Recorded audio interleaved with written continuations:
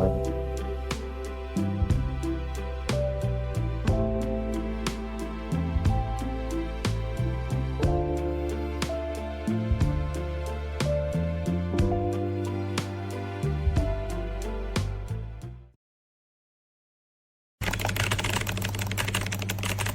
know, Tootie, I really have to thank you for letting me borrow your computer after that man in a weird gas mask stole my stuff. Though, this internet is absolute crap. And I'm not sure that he'll be coming back. But he better give my computer back and all that stuff before I.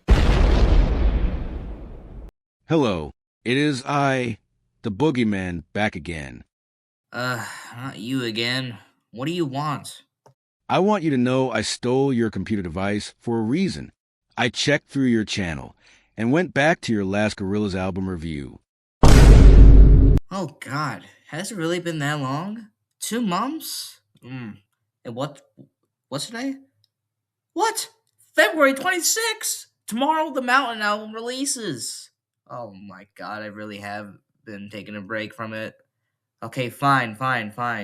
I'll do Plastic Beach, and then I'll get to Shorts on the Mountain, okay? Trust me. But can I also have my computer back? Sure, whatever. You have until then to finish the ranking, and if I come back to it not finished, I shall drag you into my curse for the rest of your existing life. I must vanish now, using a bomb. Welcome to the world of the Plastic Beach. So yeah, it's just as you expect. It's Snoop Dogg, and he's just rapping and singing. That's mostly about the song, but there's also the instrumentals, and they really sound very, very much to their name. And honestly, it makes for a great intro. Not mentioning the orchestral intro, yeah, of course not. But this one just gives off a just nice vibe for a start of the album. It's not anything too Gorillaz yet. It's nothing like that, but it's giving you like a taste of what you're about to experience in this album because there's a lot that happens in this album. It's very experimental. I guess I'll just have to give it a C. White flag. Okay, I'll be for real. I've actually never really listened to this song at all, ever. But yes, it's very difficult to hear. But I guess I just really grew into some other songs and really ignored this one. And when I listened to this, it was okay. It wasn't anything like great or special. Very orchestral and has rapping, including the features, but nothing really great.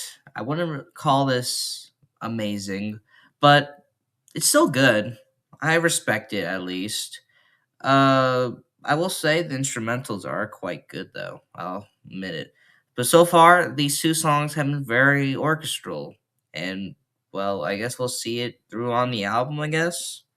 Yeah, I guess I'll give it a top of C.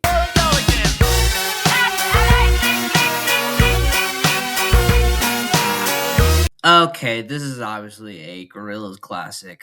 Just like Feel Good Inc., Clint Eastwood, and on Melancholy Hill, which we'll get back to later, this is one of the classics that many Gorillaz fans fell in love with during this time. And of course, I love it too. Just the unique instrumentation that actually feels like Gorillaz, the lyrics, the chorus, it's just so catchy and just so great. I really love this song. I really do. And of course, the storyboard film that really fits into the whole song too. Even if there's not an official animation, I mean, you can find some fan animated ones. But besides that, I think it really goes for what the lore is trying to say. Yes, there's lore, but I'm not going to get over any lore this time. Okay, go find a video yourself. It's going in S, no question.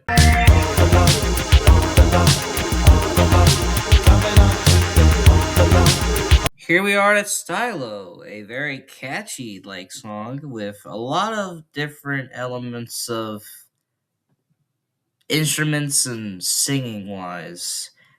Not really any rapping, maybe. We'll see. But then again, there's also the 3D animation in their music video, which is the first time that they've actually made a whole 3D music video.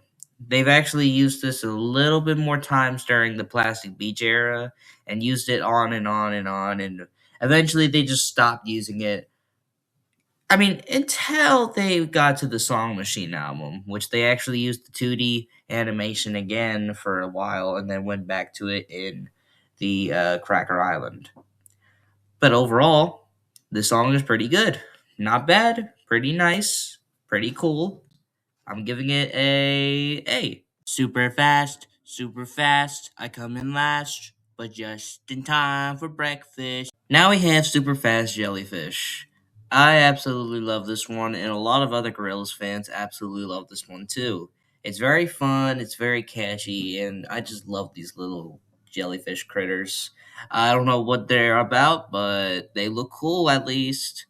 But overall, the instrumentals are great.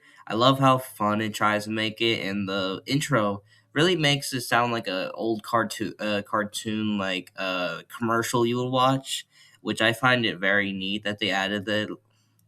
So I actually really like this one. It's very catchy. It's very fun. I will listen to this like when I'm having a good day, probably on the beach, something like that. I mean, I don't like the beach, but still, it's just a visualizer. So yeah, I think I'll just give this an A.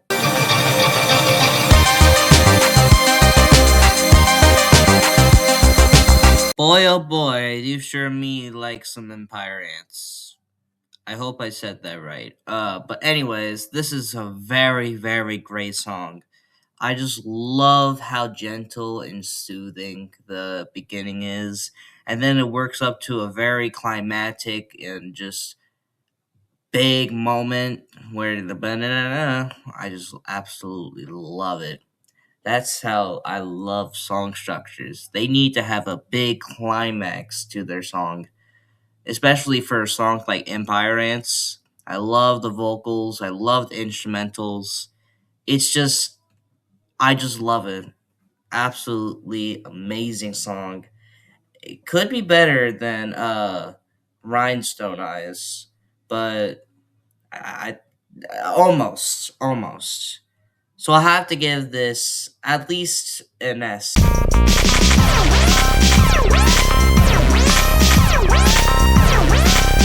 Up next is Glitter Freeze, and after listening to the song, I can understand why Delirium is connected to Glitter Freeze. Well, not just because of the feature, but just by how interesting they sound. Glitter Freeze obviously comes up with, a lot of loud sounds and all that stuff. And I don't think it's bad. And there's no no, not singles, lyrics on this song except for Mark he's just yapping. He's just yapping about some stuff. Who knows what he might be yapping about? Probably some lore induced stuff. But it's fine, right? It's fine. Eh. It's eh. Give it a C. Some kind of nature, some kind of soul, some kind. I love 2D's vocals. I love Lou's. I like the instrumentals, the chorus. I think it's really good. I just don't know how to like talk about this. It's really great. It's really great. Just like there's something missing that I can't describe. Like something special. Maybe an improvement to Lou's vocals, or perhaps it's already perfect enough. I guess I'm just like hesitant to put this very high up with Stylo of all songs, but I guess that could just be me. Yeah, I guess we'll just give it a B. When you're close to me.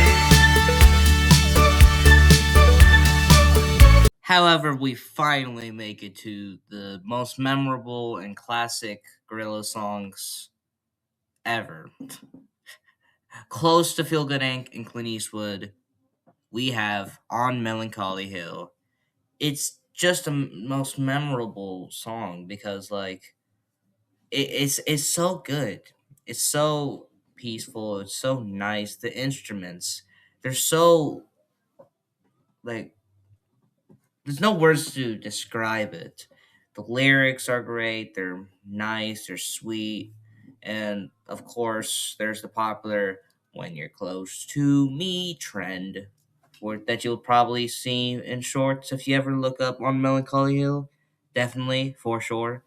And I just really like the music video too, especially with more of the lore and stuff. I never really understood the lore until actually like reading and listening through.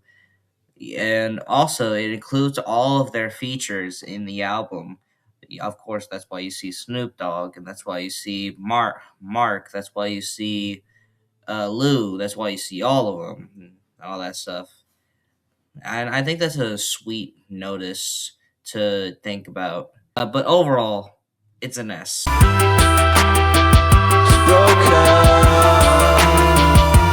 Definitely an A plus. I know I'm already rating it pretty early. However, I just really want to get things over with. But I really do respect this song by all means. I love the instrumentation. I love the vocal raw power it gives into the message it serves with love, and the heartbreak of just being rejected or whatever love thing you can possibly think of. And I personally really like it. It's very nice, it's very catchy sounding beat, and I just personally love it. I think I'm just gonna have to give it an A. Days, the times of the age, what you want, how you like, aim high, man, why not? So they story on each and every yard. Now we have Sweepstakes, a very very underrated song on this album. Could be because of its very interesting pacing that isn't too great for me. I think it would have been better if they started off with, what happens in the middle, which I really think is very catchy. Like you start like bopping your head to the middle part and the end. However, I think I just just prepare in the start. I guess that's what the structure they were looking for in this song, which I'm fine with. It's not bad. It's not bad. It's very great, but I just wish they could have done a bit more. That's why the song's pretty underrated. But I like it. I'll give it a B. Okay, pretty sure a lot of you can recognize this.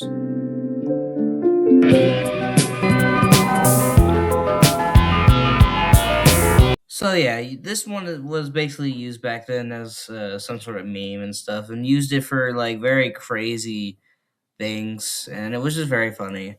But overall, for the song, it's pretty dang good.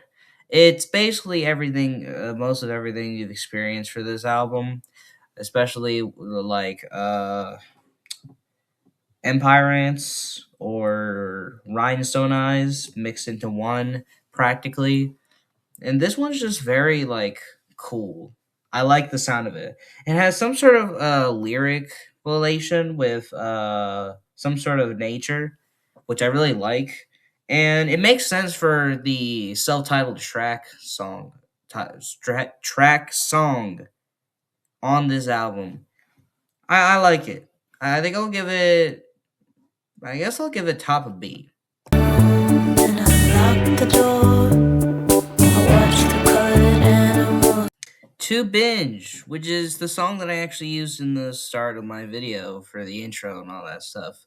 Only because I just found it really calming and just, like, what a beautiful day. Some sort of that vibe. But I like it. It's one of the most actual sweet sounding songs that you could just listen to yet again on a beach day, and it would just feel like very calming, just sleeping on the uh, beach chairs, sipping on some tea with the sun hat on, just a very nice. Just imagine yourself listening to the song while doing all that, okay? Because really, that's how a lot of people vision the song. I'll give it somewhere in B, wherever I put this. Okay, this is the final two, and their songs are literally blocked, so we're just gonna say, Pirate Jet, Cloud of Unknowing. There you go. Listen to them yourself so you can hear it because they're unavailable. They cannot be shown. Anyways, yeah, Cloud of Unknowing, very sweet, love it. Bobby Womack, love to see him. Pirate Jet, took me a while to understand why this would be the closer, but then it all made sense. Really did. Yeah, I think I'll put Cloud of Unknowing in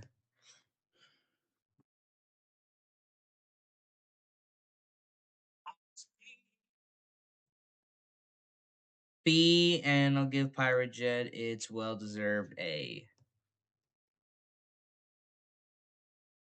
Well, that is the full Plastic Beach album. This album's 16 years. No, well, hold up. Yeah, 16 years old. This album is 16 years old and it has aged like fine wine. I know that's a very overused quote, but I don't care. It it makes sense. A lot of the songs are memorable, they're lovable, they're catchy, they're experimental, they're fun to listen to, and this is definitely one of Gorillaz' best works ever. Like they've had such a big streak back then. Their self-titled did great. Their Demon Days did amazing. Plastic Beach did amazing. It was a great streak, honestly. I really loved all three of these albums.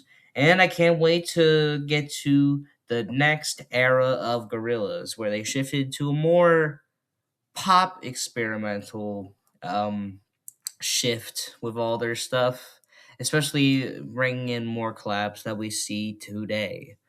Overall for the ranking, um, I like to give this a pretty nice 9.5. I don't think it's perfect, in all honesty, but I just really, really love it. It's definitely their best. Phew, thank God I'm done. Ugh, that was such a long editing. Well, the boogeyman better come back and just tell me that I'm good at least. Bugamfo for Jor Wolfie of Calvin Kilmer to Cac 2. Great job, Ollie, for keeping your promise this time. You live for now. Anyways, can I borrow your lap? You know what? I'm sick of this. Hey. Ah!